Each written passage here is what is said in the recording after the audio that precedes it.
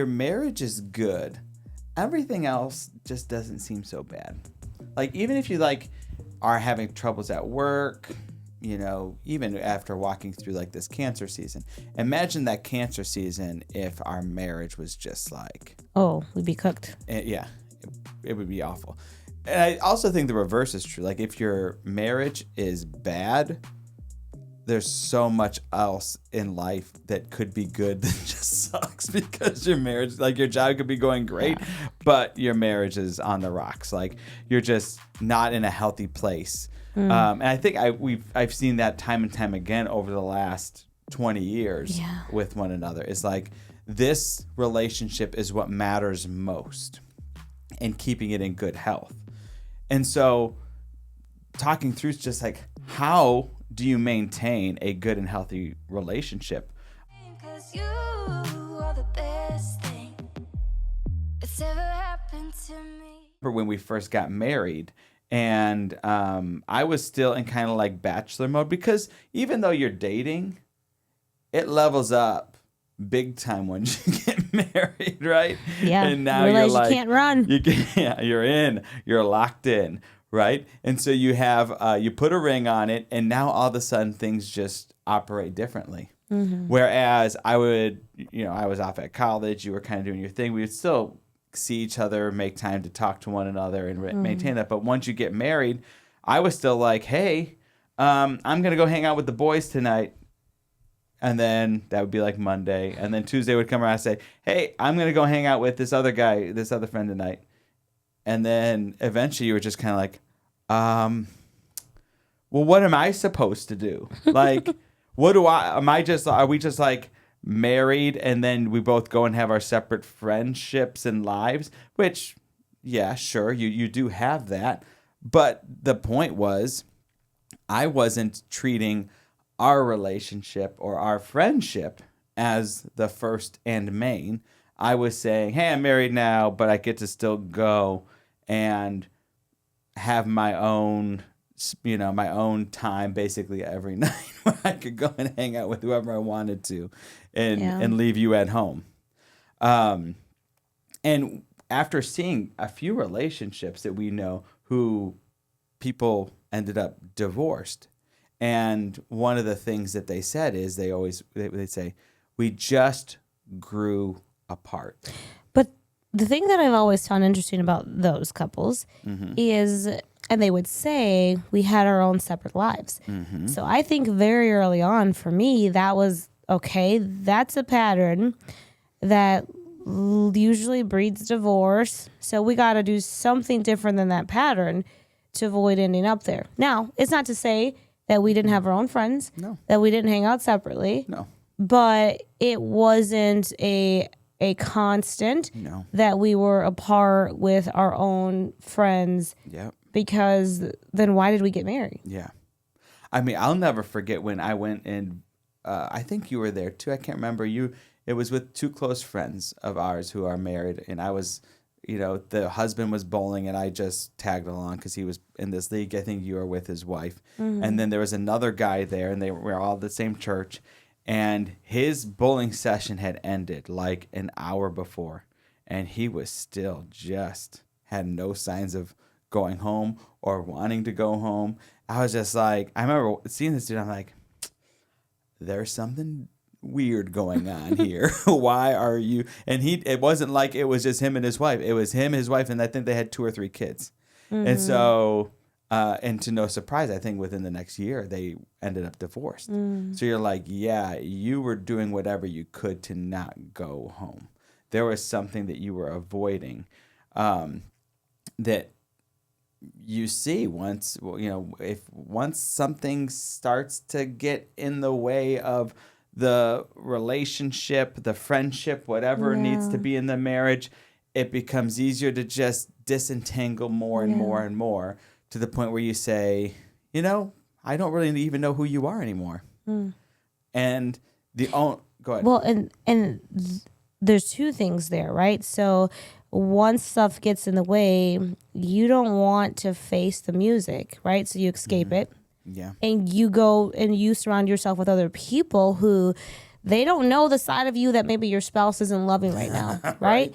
They're tooting your horn and boosting your ego. Which has to kill the spouse. Oh. Whenever, like, working in this, like, sometimes things. When I worked at the school, you would know some things about families that other people wouldn't. And then with, like, the spouse gets praised in front of that spouse, you're just like, I bet they're just dying inside right now because they're like, oh, you're great here, but you can't carry it home.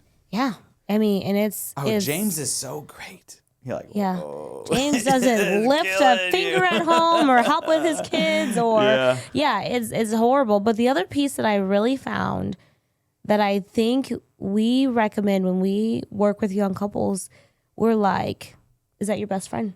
Yeah. Because if that's your best friend, that's the person you marry. Because when that person does undesirable things or messes up or whatever it is, that is your best friend. So you are going to work through whatever you need to in order to keep your best friend in your life, because that's what best friends do. Like, you are stuck with me through thick and thin. And when you're with the best friend, you aren't putting on an image or a show of who you think that person wants you to be. You're just who you are and working to improve who you are.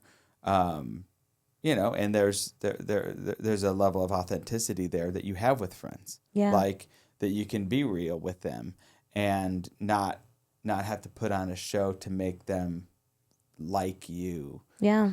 Like this version of you that you're pretending. And they probably have already seen your ups and downs, your, the worst. And yet they're still going to be there to pick you up. And so I think if I could give any couple dating any piece of advice right now, it would be don't rush into a relationship, because if you do, you will miss out on an opportunity to date your best friend. And my second piece is date your best friend. Yeah. Because if you do that, then you will know exactly what you're getting for the most part. And I think it's biblical in the sense that marriage has that component where you are not only there's in marriage, there's the three components. There's your friend, the best friend. You have to have the friendship. You have to have that physical intimacy, and then you have to have the sacrifice, right? And that's really the only place where all three of those things should exist, right? You can be friends with your kids and you can sacrificially love them, but there's one of those that you're not going to do. This is weird, right? And illegal. Oh, okay. Yeah. Sorry, I wasn't tracking, but yeah. Now you're there. Yeah. Okay. Right? There's also things that you can have best girlfriends with that where you will be their best friends, and you'll sacrifice to a certain extent, but you will not sacrifice the same amount that you sacrifice for your kids or your spouse. Yeah. Right? And so, but within the marriage confines, one of the things that's neglected, I think, is you should be friends. Like, you have to have that in order to be a healthy marriage. Yeah. And if it's missing, then it's a lot of trouble. It's a lot of trouble. And so one of the things that we've, I think, one, it was helpful because we were like best pals all through middle school and high school before we got married or before we started a relationship. But that also continues because just like with any friend that you have had come and go in your life, oftentimes I just have friends based on the seasons of life. Like, I'm just going to be around you more because it's soccer season, so I'm going to see you now. And then when soccer season ends, that's that. It's not that this isn't a friendship. It's just a friendship based on proximity or whatever. But that's the same thing in marriage. If you're not scheduling time with your friend, then you're going to end up growing apart and questioning, do I even know this person? And then you were going to say, do I even love this person? Because you stopped making time. And so that's one of the things that you have to do. Like Erica scheduled, we're actually on it right now. We're having a whole date together. Woohoo! We have 6 kids in the home.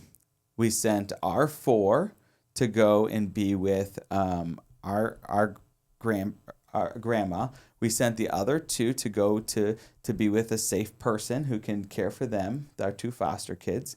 And that meant Erica and I get to have an entire day with our set, with just the two of us. And I can't remember the last time we had a day. It's been a long just time. The two of us. And night, because it's sleepovers too. Ayo. Yeah. So, I think. So to say that, to schedule the time, and you have to do it. Mm-hmm. Yeah. Yeah. I think there's a lot of women that I'm learning whose stories don't end well. And sometimes it's like, well, we just met or we dated for 6 months and then we got married and he wasn't who I thought. And I know who you are because I had years. And what if you don't have years? Okay, then you don't have years, right? I would still say be a friend first and slow it down long enough to become this person's friend, to know who their character is when you're looking and when you're not. And if you rush that process, I think it can often lead to consequences. Not every time. Like, we have a couple that we admire. She's like one of my moms, and they met and got engaged on their second date. Like, and what did they just celebrate? 50 years, right? Wild. That's the unicorn. Yeah. And we don't all get to be a unicorn, right? Because they're rare. So I think unless, I don't know. I just think slowing down and really thinking, who is this person? Do I know what this person is like in really hard moments? Do I know that this person is consistent and loyal? Do I know that this person will always be here to support me, especially if I'm not in a good place? What is this person going to be like as a father or mother? And I think if you can slow down enough to think about those things before you rush into a relationship, when you do get married. Well, and to say when you're friends, you get to see a person's values more clearly than if you're dating and pursuing them romantically or. Because can I just say, people be faking stuff when they're dating. People be pretending. When we dated, okay, even though we've known each other for a long time, you were all like, woo, woo, woo, woo, woo, woo. And now it's like, woo, right? Well, okay. Well, it was just, that's honest, right? Sometimes you got to read the fine print. I think it was there. You just were so. But the constant pursuing kind of died down. In love with me. Yeah, and my charm. Okay, that is not the story, folks, at all. But all that to say is, people can become anything they want to be when they're trying to date you or get in your pants. Oh, there you go. Can I say that? Is that just said it, so it is what it is. Maybe take it out. I think the main, but what you're saying is, like, you can pretend to be something, and you will pretend to be something when you have these other kind of motives. But like, we didn't have those motives early on, and it was just literally just showing each other who we are and what we value. Yeah. And what was evident to me was you love Jesus. And I remember a mentor of mine saying, like, and she had been married to her husband for quite a few years at that point, and her thing was, he said it. He's like, at the end of the day, we both believe the same things, and that's what was most important. That's what, and I had never heard that before. I was like, oh, what's most important is that you believe the same things about Not God. That she gives you butterflies and, And it was specifically about God, like that we believe the same things about God. So, because those are the things that will unravel once you start to have kids and have like disagreements about how to raise kids or this or that. So I think one of the ways that you when you're becoming friends and showing what you value, you're attentive to that and you're like, okay, good. And now you can start to take the next steps if they both value the same things, and then you don't have all the other things that kind of blind you from seeing the true person.